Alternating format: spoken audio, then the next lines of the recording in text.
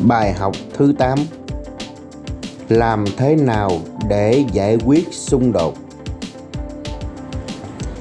Kính thưa quý vị và thưa các bạn có ngạc nhiên không khi trong sách tâm lý đều nói rằng ngay cả khi các mối quan hệ trong gia đình đều đang tốt đẹp thì vẫn có thể xảy ra xung đột, nhưng không phải là né tránh hay cố gắng lờ đi, mà là tìm cách để giải quyết cho đúng.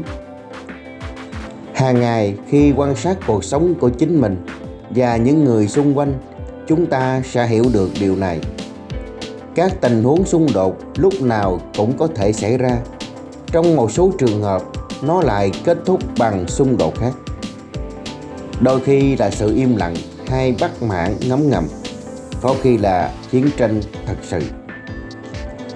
Hiện nay có rất nhiều cuốn sách viết về những phương pháp giải quyết xung đột trong gia đình.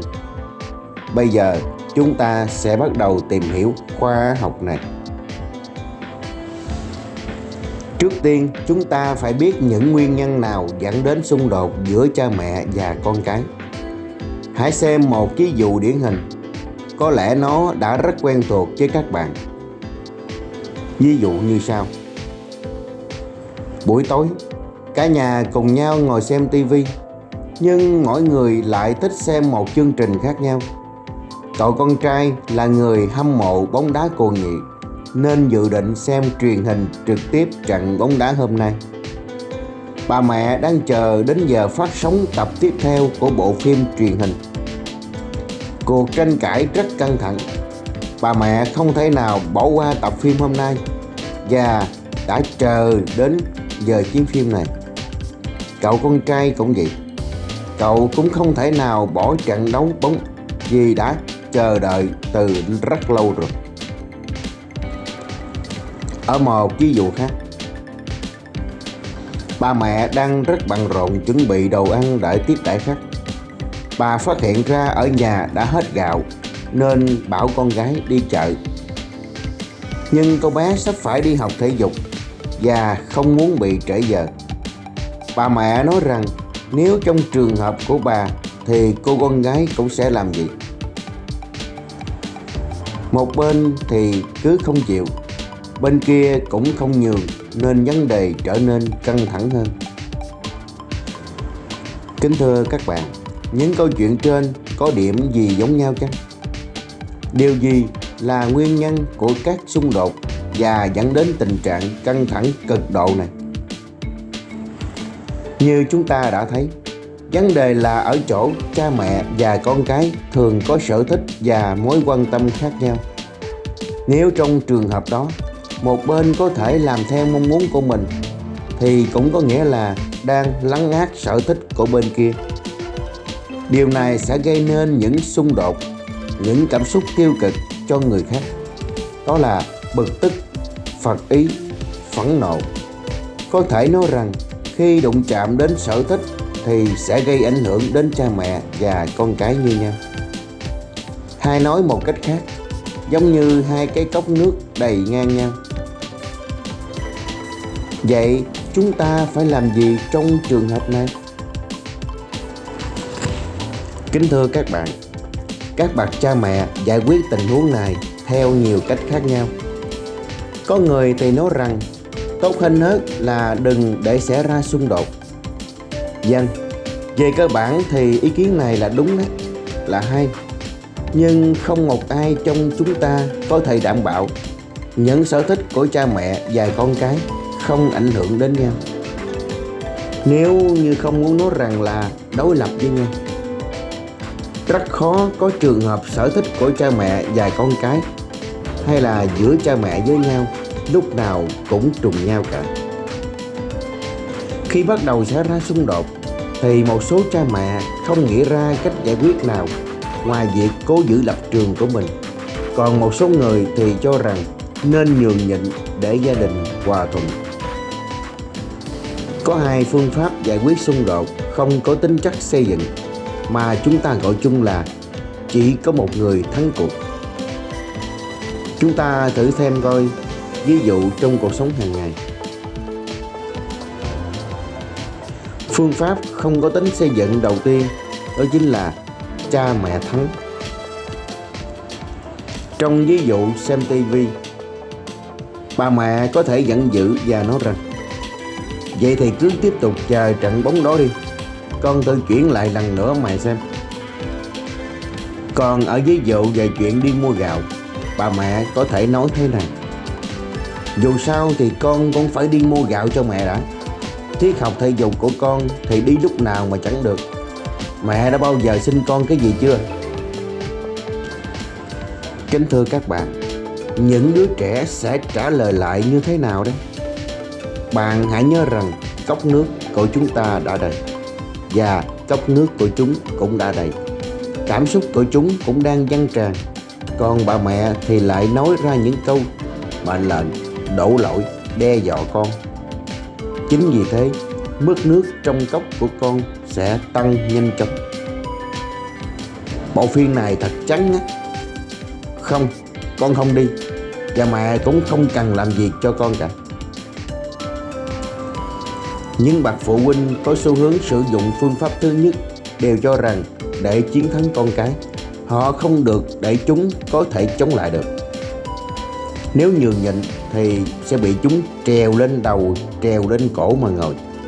Hay là chúng sẽ làm bất cứ cái gì mà chúng thích. Kính thưa các bạn, bản thân cha mẹ không để ý một điều quan trọng, chính là hành động của họ là một ví dụ không đúng đắn cho trẻ.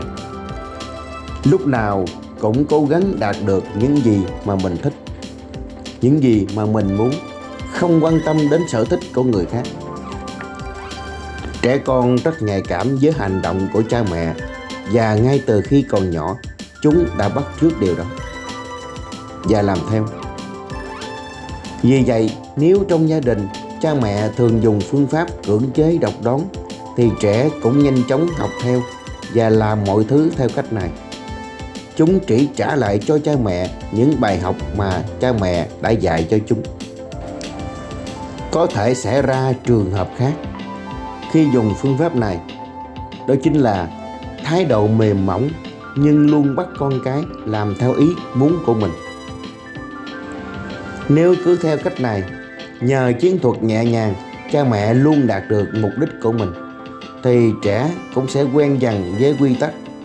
Những sở thích của mình, những mong muốn nhu cầu của mình không được tính đến, nên chẳng có gì khác nhau nếu làm theo những gì cha mẹ muốn.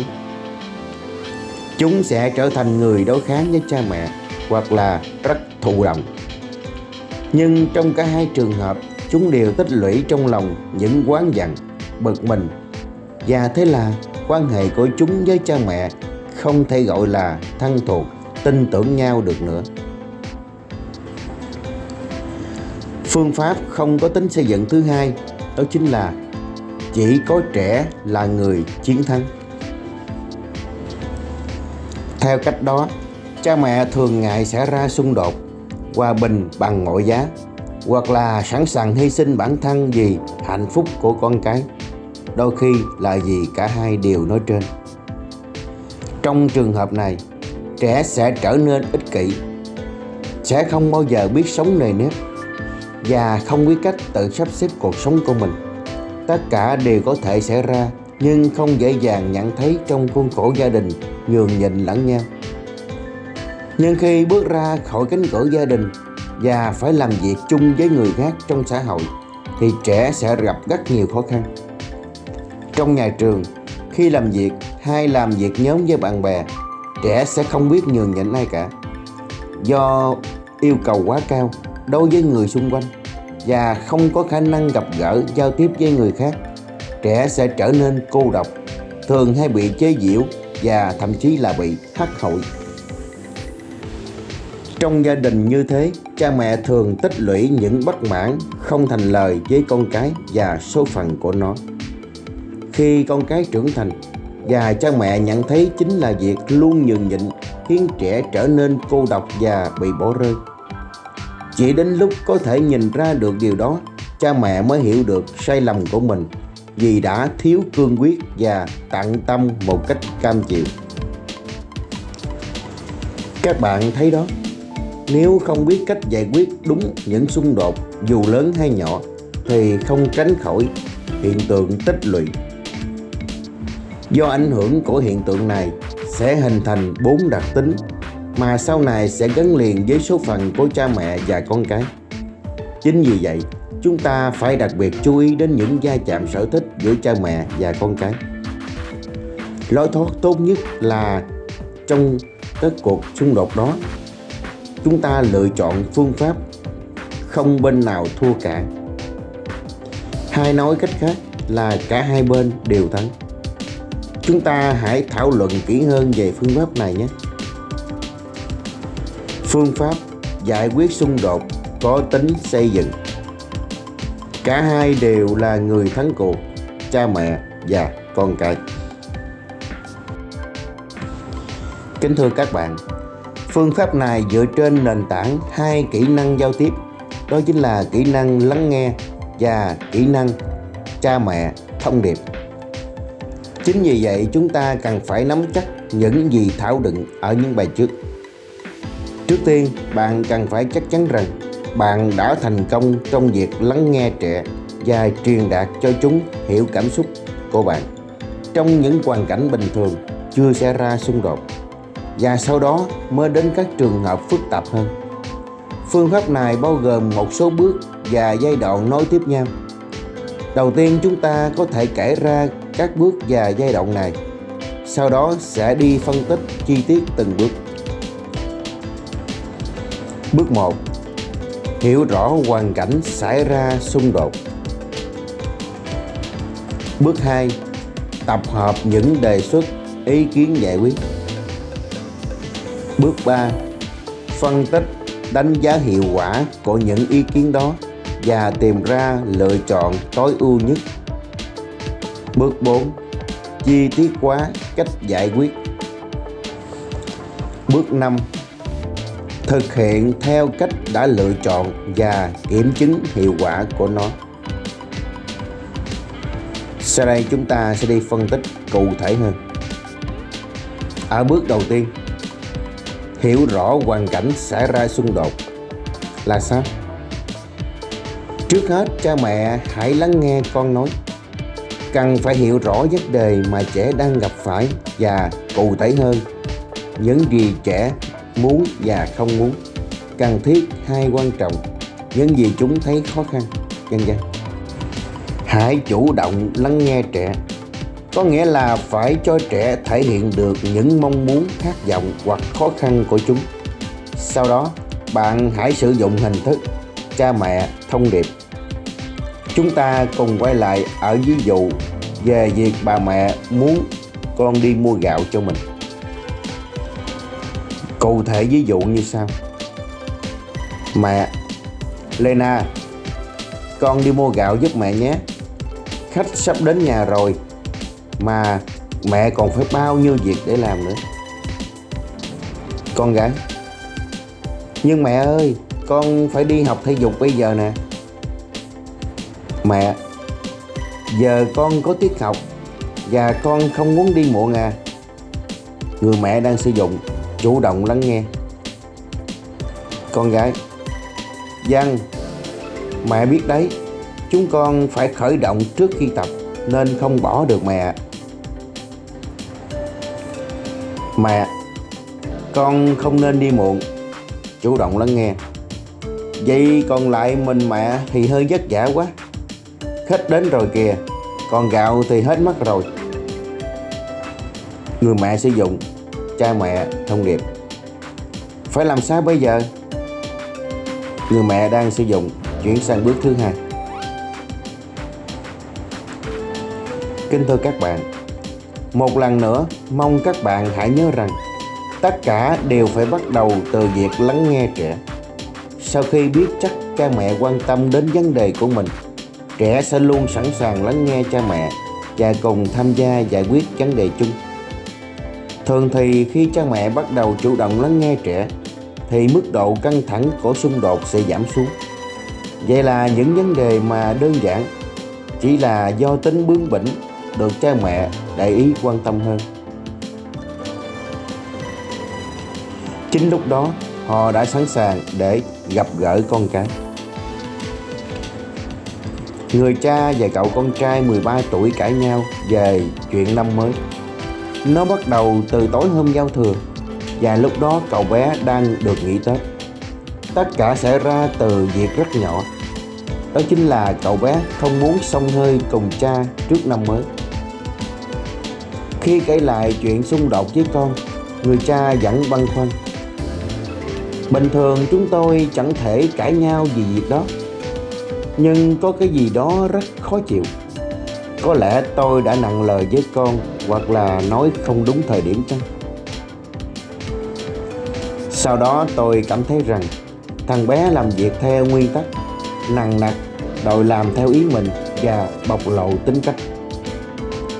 Tôi cũng không chịu khuất phục. Cuối cùng tôi bắt thằng bé vào nhà tắm, nhốt nó trong đó cả giờ. Tất nhiên là sau đó nó chịu tắm gội, nhưng cả mấy ngày sau đó chúng tôi không nói chuyện với nhau nữa. Kính thưa các bạn, người cha trong trường hợp này hoàn toàn có thể hiểu được con trai mình muốn tự làm điều đấy. Nhưng người cha lại giải quyết xung đột bằng phương pháp thứ nhất, không mang tính xây dựng. Điều gì sẽ xảy ra nếu trong lúc đó bạn chủ động lắng nghe con? Nếu thế thì mọi chuyện đã diễn biến theo chiều khác rồi. Thằng bé đã không ngoan cố như thế, và tôi cũng không ép buộc nó làm như thế. Bạn hãy nhớ rằng, trong khi lắng nghe trẻ, cũng cần nói cho trẻ về mong muốn và những khó khăn của bạn. Đó là thời điểm rất quan trọng để trẻ hiểu rõ hơn những vấn đề của bạn, cũng quan trọng như bạn cần phải quan tâm đến trẻ. Bạn hãy thử để ý đến lời của mình theo dạng cha mẹ thông điệp, chứ không phải là con và thông điệp. Ví dụ như: mẹ rất mệt và bực mình vì làm mọi việc một mình. Thay vì nói: hai cha con lúc nào cũng đặt mọi việc lên vai của mẹ. Ví dụ: mẹ không thể đi nhanh như thế được. Thay vì: con đừng bắt mẹ phải chạy theo con.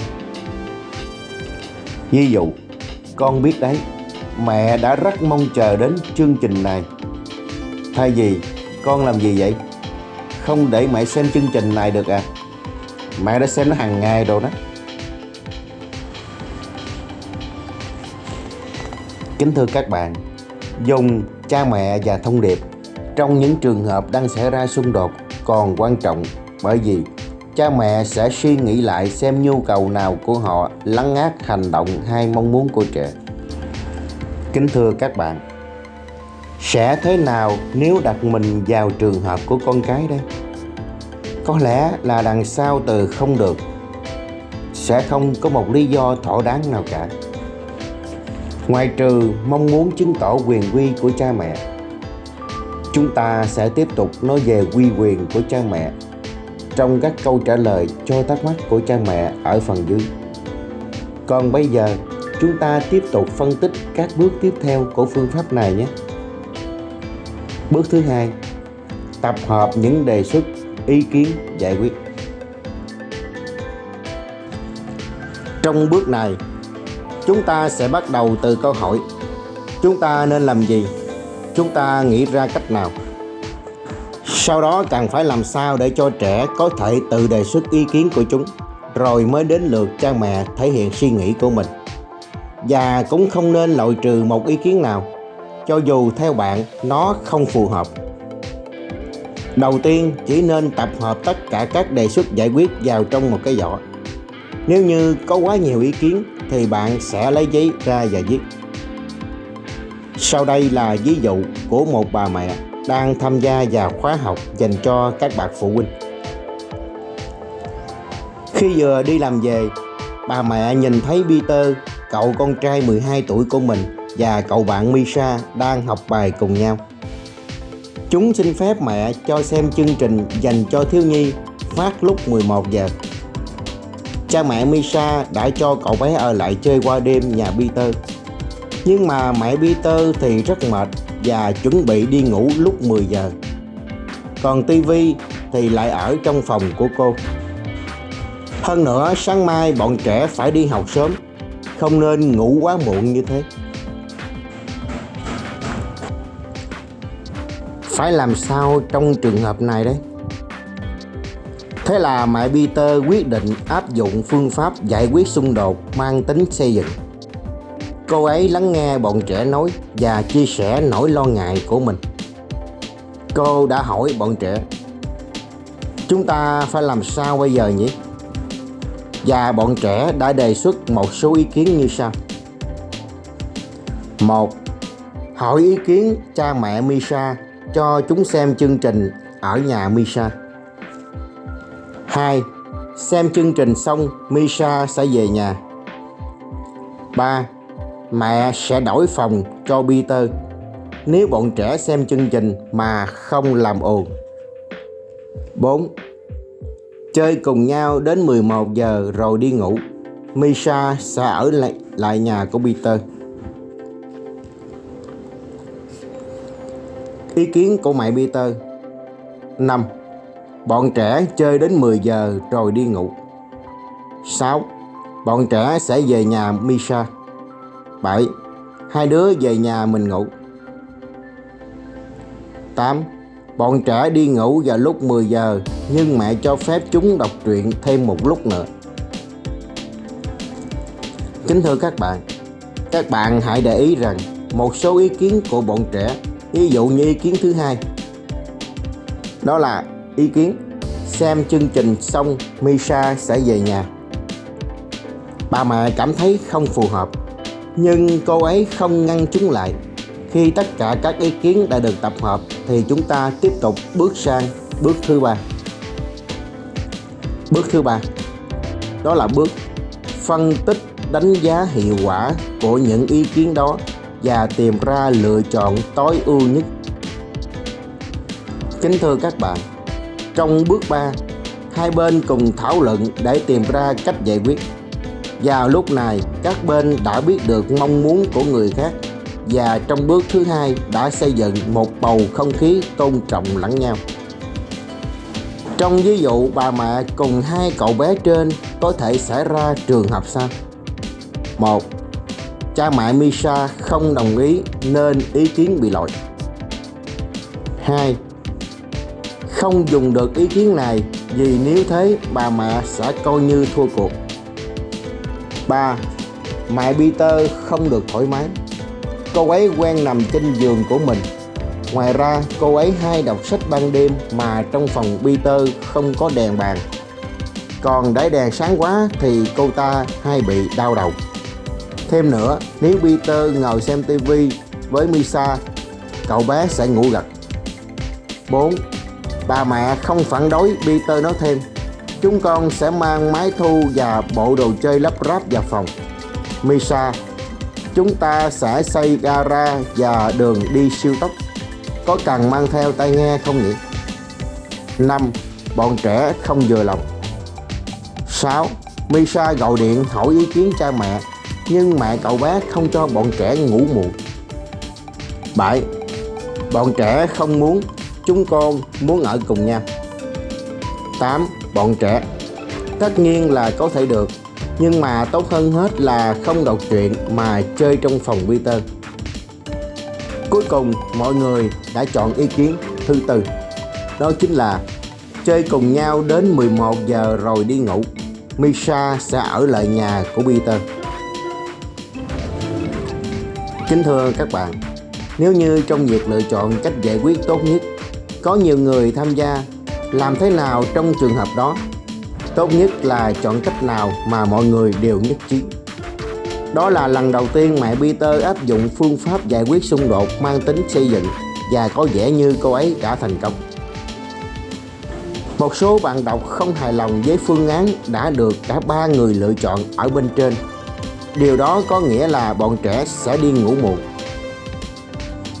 Nhưng chúng ta sẽ không thảo luận về mức độ đúng đắn của cách giải quyết này, mà quan trọng nhất là cả bà mẹ và bọn trẻ đều chấp nhận cách này.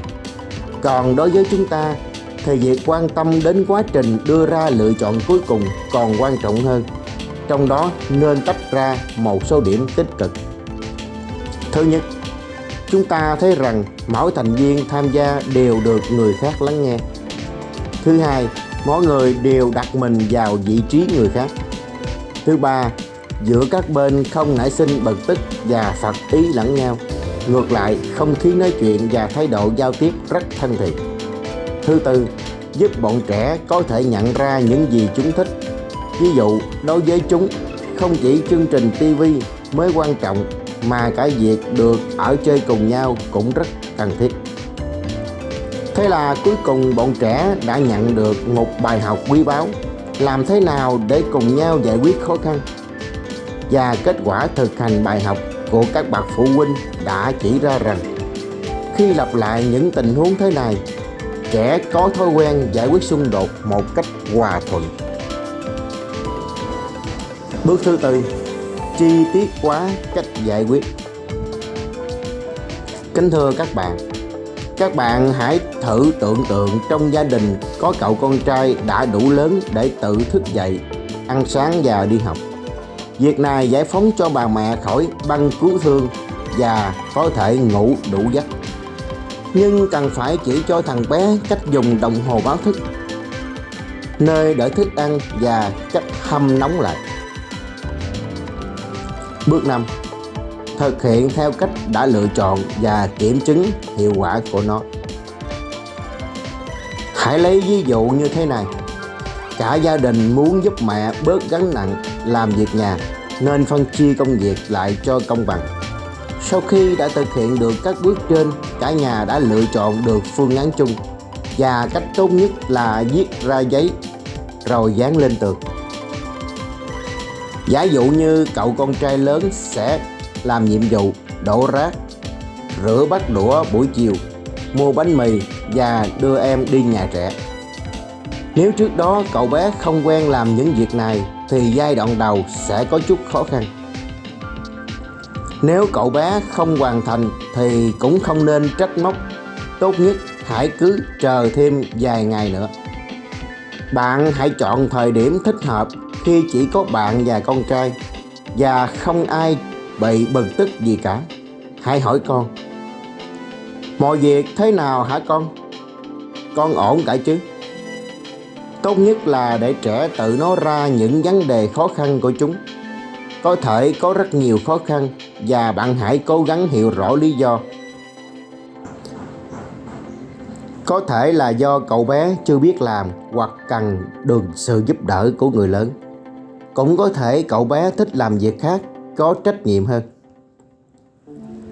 Trong kết luận của bài học thứ 8 này, chúng ta hãy ghi nhớ phương pháp này không gây cho ai cảm giác thua cuộc cả. Ngược lại, nó khiến cho mọi người cùng nhau hợp tác ngay từ đầu và cuối cùng tất cả đều được là người thắng cuộc. Mong chúc quý vị khán giả và các bạn sẽ có một giải pháp đúng đắn và tốt để mọi người trong gia đình mình khi xảy ra cuộc tranh luận đều là những người thắng cuộc nhé. Thân ái, hẹn gặp lại ở bài học tiếp theo.